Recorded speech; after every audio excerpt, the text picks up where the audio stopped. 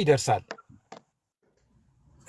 ወይም የተለየ ነገር ተልኮ ከሌላቸው አሞራው አስደውሎኔ አሞራው ነው እሷ ሰው ተደውሎበን እንዳትሄጂ እንገልሻለን ተብላ ነው እንግዲህ ያቺ ሴት ያዘጋጀናት ከትራንስፖርት ከፍለን ከአብሶሉት ጋር ከአሜን ጋር አብረው እንዲሄዱ ያዘጋጀ ነው። ግን መጣና አሞራው መኒጋን ሰጣት እንደገና ለዚች እንዳትሄጂ የተባለችው ይገባል ይወጣል። እኔ ሐዘንተኛ ከሆነ በየመንደሩ እየሄደ አንበሳ ምን አሰጠው? ዝም ላሉት ቤት፣ ለማይናገሩት ቤት፣ ስለሱን የማያነሱበት ቤት እየፈለገ ለምንድን ነው አንበሳ የሚሰጠው? ሐዘንተኛ ከሆነ እኮ እሱ ነው መገልገል መረዳት ያለበት እኮ አይደለ እንዴ? ለሱ ነው መሰጠት ያለበት። ለምንድን ነው እሱ ሄዶ ለሰዎች የሚሰጠው? የተለያየ ቤቶችን አይቻለሁኝ። ትናንትናስ ለቅሶ ነው እንድረስ የተባለው። ለቅሶ ይጅና ሳይም ካሜራውን ከፍታ እየጠበቀች እያለች አሜን እሷ ቤቷ ሩቅ ስለሆነ ትራንስፖርት ትራፊክ ስለያዛት እስከምትመጣ ድረስ ልጅቷን እያወራናት ከደቂቃ ውስጥ ተደውሎ ልጅቷን ሐሳቧን አስቀየሯት።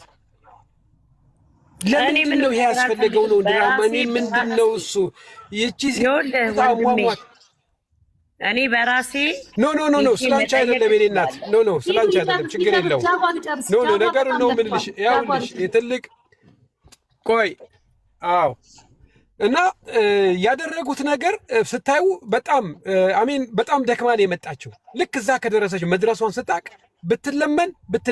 ብትለመን አልሄድም።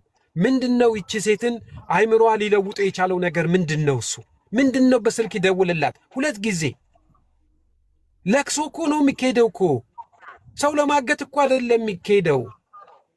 ሲጀመር እኔ ዴዚ ታግታለች ብዬ ነው የማስበው። ለምን ብትሉ ቀጥታ አካውንቷ በአሞራው እጅ ነው ያለው፣ መመለስ አትችልም።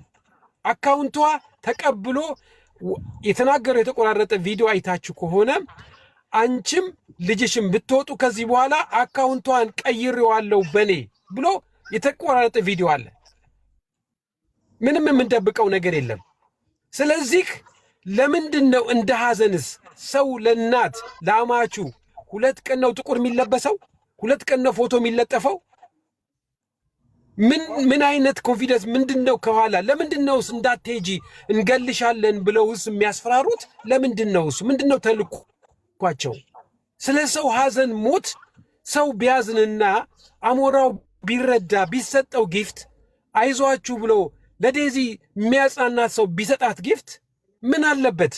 ምንድነው የተደበቀበት ምክንያቱ? ሚስጥሩ ምንድነው? እሱ ሰው እንዳይሰማ የተደረገበት ሞም ያልሽው ሰምቻለሁኝ። በቀደምም ሄጄ እዛ ሰፈር ለቅሶ የሚባል ነገር የለም ማለቱን በጆሬ ሰምቻለሁ። ለቅሶ የለም ሄጄ ነበረ ያለበት ሰምቻለሁኝ።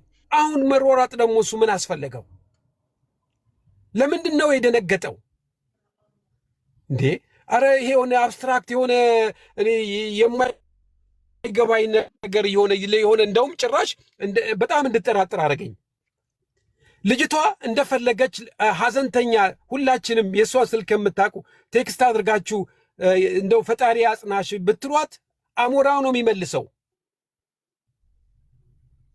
ከዚህ ከመጀመሪያው ጀምሮ ሴራው የተጠናከረ ነው። ከኢትዮጵያ ከእናቷ ነጥለው አሜሪካን አስገብተው በአፋጣኝ ወደ ስዊድን የላኳት ብዙ የሷ የልጅ እናቶች ወይም የተለያዩ ሰዎች አሉ። አስደፋሪዎች ናቸው ምላቸው፣ እነሱን አስደፋሪ ናቸው ምላቸው። ለምን እነዚህ ሰዎች አቀነባብረው ልጅቷ ሳታቅ በፍጥነት ትራንስፖርት ከፍለው ከኢትዮጵያ አስወጥተው አሜሪካን አስገብተው ከአሜሪካን ስዊድን አስገብተው የተሰሩት ስራ እነዛ ሰዎችም ራሳቸው ተጠያቂ መሆን አለባቸው። ከዛስ በኋላ እናትየዋ ከገባይ 3 ወሯ ነው ተባለ። እናትየዋ የሚዲያ ሰው ነች። ተደብቃ የምትኖር አይደለችም። ፊት ለፊት ገብታ የምትናገር ሰው ነች። ምንድነው ድራማ የሚያስፈልገው? ሰው ሞቷል አይደለ? የሞተበት ቦታ ላይ የዚህ አካል የሆኑ በዚህም በዛም ያሉ ሰዎች እንዳይደርሱ እንገልሻለን ምናምን ብለው ለምን አስፈራራሉ? ለምንድን ነው እሱ? እና በጣም እውነት እኔ እንድጠራጠርና ሌላ ነገር ከበስተጀርባው ከናሞራው ጀርባ የሆነ ነገር አለ ብዬ ነው የምፈራው። የሆነ ነገር አለ። ለምንድን ነው ይሄን ያህል የተፈራው? ቤቱን ታሳይና ወየውልሽ እንዴ! እኛ እዚህ ላይ እኮ ስንመጣ እኮ ለማገዝ የሰው እህት ወይም እናት ወይንም ደግሞ መሆን የለባትም እኮ የፋሚሊ ዘር መሆን የለባትም እኮ እኛ እንደ ሰው ይሰማናል አይደለም እንዴ? ይቺ ሰው ከመጀመሪያው ጀምሮ ሳትጠራ ሞባይሏ ተነጥቆ አካውንቷ ተነጥቆ በአሞራው እጅ ነው ያለው። ራይት የላትም ለመናገር ብዙ።